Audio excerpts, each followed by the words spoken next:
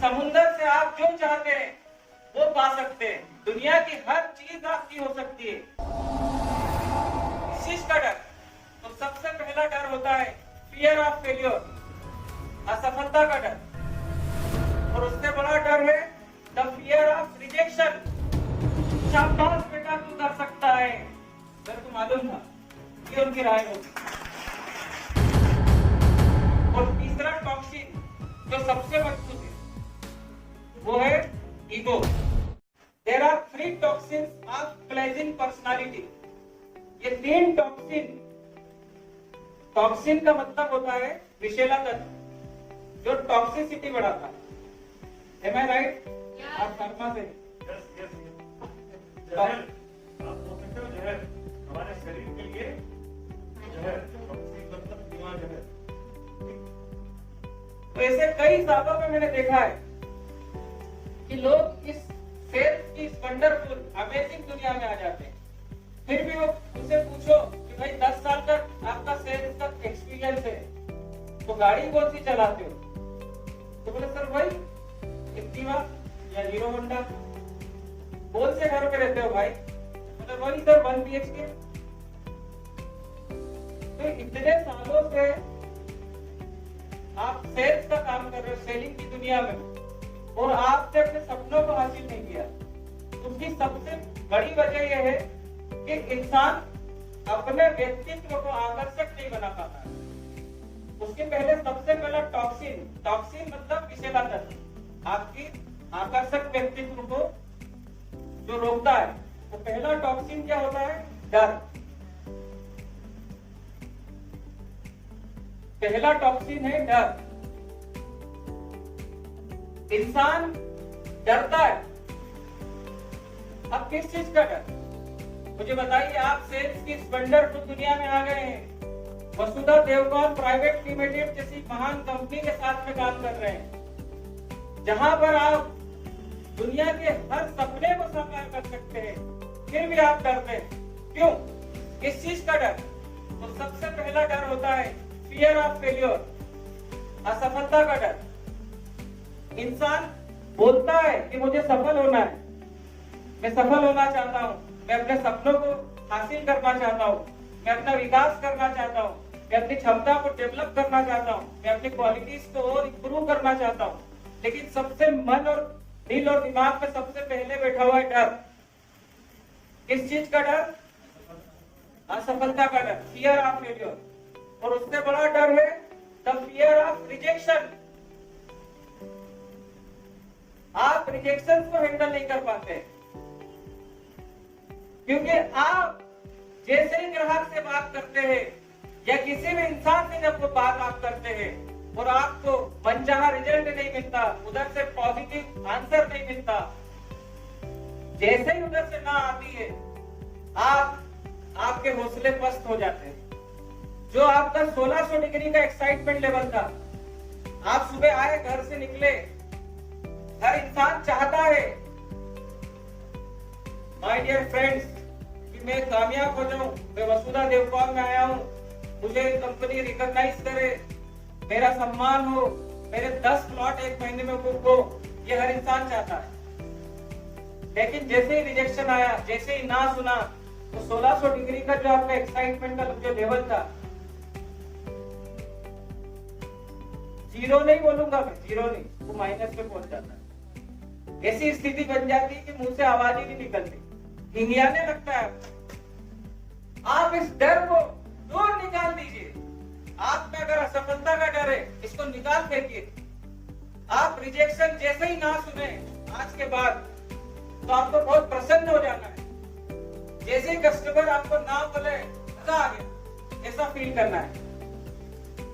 क्योंकि आज अगर मैं यहाँ पर खड़ा हूं, या हमारे भाई राकेश भाई और अंदर रवि भाई बैठे हैं, तो क्या आपको लगता है कि हमने रिजेक्शंस को हैंडल नहीं किया?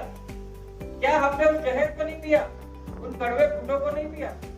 मैं भी आपकी तरह, जैसे आप बैठे हैं, ऐसे ही किसी दिन रियल एस्टेट के ऐसे किसी मीटिंग में बैठा हूं। तो ये हर सफल इंसान को, क्योंकि हर इंसान वहां से यहाँ आना चाहता है, तो हर सफल इंसान को इस रिजेक्शन से प्यार होना चाहिए। इसका जहर, इसका कड़वापन आपको पीना पड़ेगा। ना सुनने के लिए हमेशा तैयार रहिए, ना से मत डरिए, सफलता आपके कदम चूमेगी। इस रिजेक्शन को जितने सफल लोग हुए, चाहे आप किसी की भी बात कर लीजिए, किसी भी क्षेत्र में, आप अमिताभ बच्चन साहब का उदाहरण ले लीजिए। आप सबने मेरे ख्याल से सुना ही होगा कि ऑल इंडिया रेडियो में उनको अपनी आवाज की वजह से रिजेक्ट कर दिया था कि आपकी आवाज सही नहीं है, यू आर रिजेक्टेड। उसके बाद वो अभिनय की दुनिया में आए, एक्टिंग में आए। तो आपको क्या लगता है कितनी फिल्में उनकी शुरुआत की, कितनी फिल्में सुपर फ्लॉप रही? 17 फिल्में लगातार किसी इंसान की फ्लॉप हो जाए और उसके बाद भी उसका कॉन्फिडेंस का लेवल अगर डाउन ना हो, तो फिर जंजीर जैसी फिल्म मिलती है और वह हमेशा के लिए सुपरस्टार बन जाता है। ठीक इसी तरीके से अरिजीत सिंह एक रियलिटी शो में, सिंगिंग रियलिटी शो में उनको रिजेक्ट कर दिया गया। कपिल शर्मा, इन्हें भी एक कॉमेडी शो में रिजेक्ट कर दिया गया। आप बात कर लीजिए अली बाबा जेकमा की, आपको पता होगा कि उनको तो सबसे छोटी पोस्ट वेटर की जॉब के लिए रिजेक्ट कर दिया गया। या आप बात कर लीजिए भारत रत्न डॉक्टर एपीजे अब्दुल कलाम साहब की। आपको पता होना चाहिए कि सबसे पहले उनका सपना था एयरफोर्स में जाने का। वो एयरफोर्स पायलट बनना चाहते थे, लेकिन एयरफोर्स पायलट में उनका जो सिलेक्शन था वो 9th लेवल पर हुआ। वो लिस्ट में 9वें नंबर पर आए थे और शुरुआत के सिर्फ 8 लोगों की पोस्ट थी।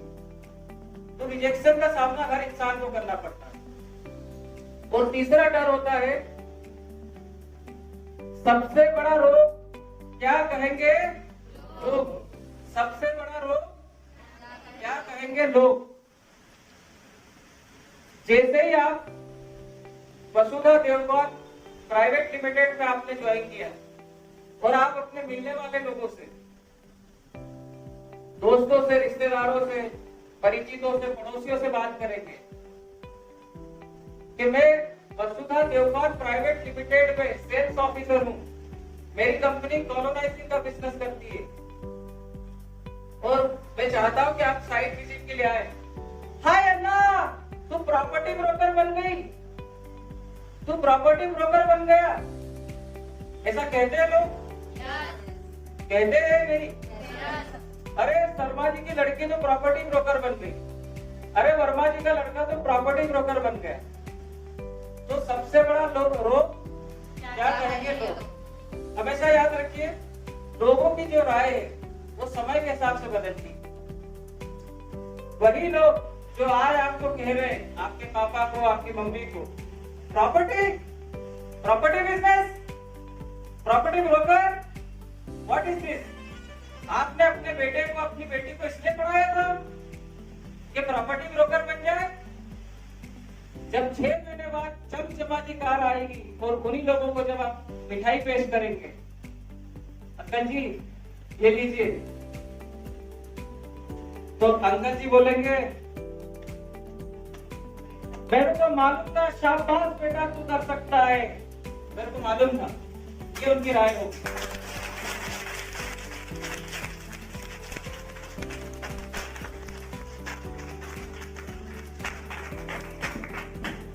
रिजेक्शन के साथ मिलते जुलते 2 शब्द और होते हैं, एक होता है करेक्शन, दूसरा होता है एक्शन।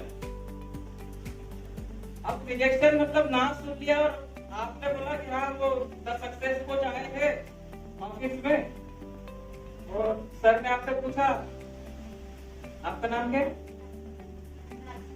प्राची बेटा बता क्या हुआ। तो सर ने मान लो रिपोर्टिंग ली, तो प्राची बोलेगी सर वो द सक्सेस कोच आए थे, उन्होंने कहा था कि रिजेक्शन जैसे ही आए तो प्रसन्न हो जाना, सर मेरे को ना सुन के आ गई। दूसरी अड़चन आती, दूसरा टॉक्सिन जो है वो है शर्म, हया, झिझक। क्या है? शर्म, हया, झिझक। अगर आपको सेल्स की इस वंडरफुल दुनिया में, इस अमेजिंग ओशन में से मोती निकालने, तो ये दूसरे टॉक्सिन को आपको हटाना होगा। आपको शर्म, हया और झिझक को छोड़ना होगा। लेकिन यहाँ पर मैं शर्म और हया जब बोलता हूँ तो मेरा मतलब होता है एक प्रोफेशनल दायरे में, एक मर्यादा में रहते हुए आपको बेशर्म होना होगा। बेशर्म होने का वो मतलब नहीं, जो मैं बताना चाहता हूँ वो मतलब कि आपको सीखना है। आपसे मैंने पूछी सेल्स की परिभाषा पूछी थी, तो आपका सिर्फ 20-25 लोगों ने खड़े होकर बताना चाहिए था। तो वो एक्चुअल में क्यों हुआ? क्योंकि हमारे अंदर क्या है? शर्म। डर के बाद क्या है? शर्म। क्योंकि जब स्कूल में भी कोई टीचर किसी टॉपिक पे पढ़ाता था, लेक्चर होता था, तो हम कोई डाउट होता था, पूछना चाहते थे, लेकिन क्यों नहीं पूछ पाए? क्योंकि हमको शर्म आती कि मैं पूछूंगा तो ये प्राची क्या सोचेगी या ये विजय जी क्या सोचेंगे। इस शर्म की वजह से वो डाउट, आज भी डाउट ही, हम कभी पूछ नहीं पाते।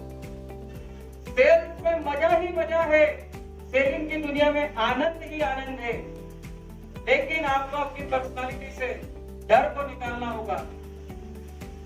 शर्म, हया और झिझक को एक दायरे में छोड़ना होगा। और तीसरा टॉक्सिन जो सबसे मजबूत है वो है ईगो। अगर आप एक इगोइस्टिक पर्सन है, अगर आप में ईगो है, तो आप सेल्स में, मतलब my dear friends, let me tell you very honestly, ईमानदारी से ये कहना चाहता हूँ कि आप बहुत बड़े लेवल पर आप कामयाब नहीं हो पाए।